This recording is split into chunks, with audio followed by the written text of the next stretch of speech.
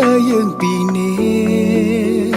អ្នកណាថាស្រឡាញ់បងចង់ជួបបងតែម្នាក់ចុងក្រោយអ្នកប្រែប្រួលគឺជាអូនប្រាប់បន្តិចបានទេមុនពេលបងចាក់ចេញធ្លាប់ស្រឡាញ់បងខ្លះទេពេលកន្លងស្ងួ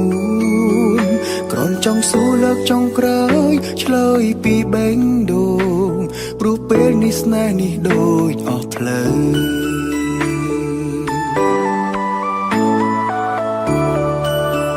ធ្វើនេះខំធ្វើនោះខំមិនដែលត្រូវព្រោះចិត្តទៅលែងឃើញបងល្អដូចមុនទៅណាក៏លែងសប្បាយមានតែពាក្យថាធុញអូនថាធុញលែងចង់នៅមួយមាត់ណាក៏បាយពីរមាត់ណាក៏បាយបងលែងហ៊ានប្រកែកអូនចង់បាយទៅ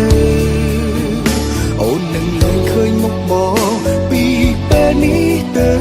ម្នាក់នេះមិននៅរំខានអូនទៀតឡើ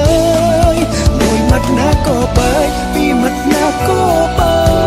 យបងលែងហ៊ានប្រកែកចិត្តអូនផ្លែកទៅហើយស្នេហ៍មួយនេះពិតជាហត់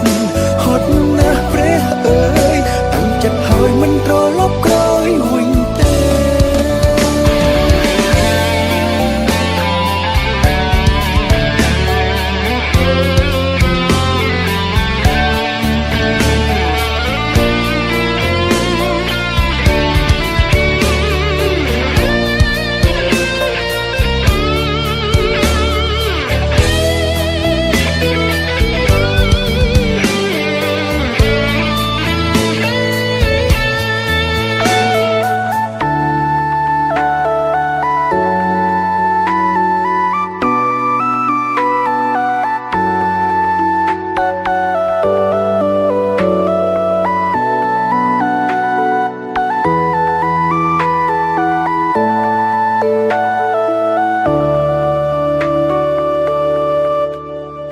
ប្រាប់បន្តិចបានទេមុនពេលបងចាក់ចេញធ្លាប់ស្រឡាញ់បងខ្លះទេពេលកន្លងស្ងួនគ្រាន់ចង់សួរលើកចុងក្រោយឆ្លើយពីបេងដូងព្រោះពេលនេះស្នេហ៍នេះដូចអស់ផ្លូវ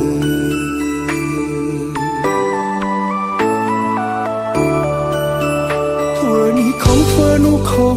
ខំមិនដែលត្រូវព្រោះចិត្តទៅលែងឃើញបងល្អដូចមុនទៅណាក៏លែងសប្បាយមានតែពាក្យថាធុញអូនថាធុញលែងចង់នៅ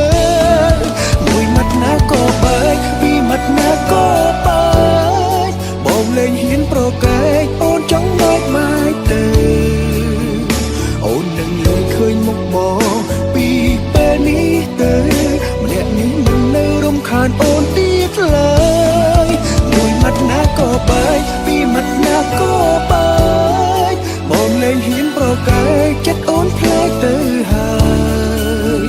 ស្នេហ៍មួយនេះពិតជាហត់ណាស់ព្រះអើយតាំងចិត្តហើយមិនត្រឡប់ក្រោយវិញទេមួយមាត់ណាក៏បាយពីរមាត់ណាក៏បាយបងលែងហ៊ានប្រកែកអូនចង់បាយទៅអូននឹងលែងឃើញមុខបងពីពេលនេះទៅម្នាក់នេះមិននៅរំខានអូនទៀតឡើយមួយមាត់ណាក៏បាយពីរមាត់ណាក៏បាយបងលែងហ៊ានប្រកែកចិត្តអូនផ្លែកទៅហើយស្នេហ៍មួយនេះពិតជាហត់ណាស់ព្រះអើយតាំងចិត្តហើយមិនត្រឡប់ក្រោយវិញទេស្នេហ៍មួយនេះពិតជាហត់ណាស់ព្រះអើយតាំងចិត្តហើយ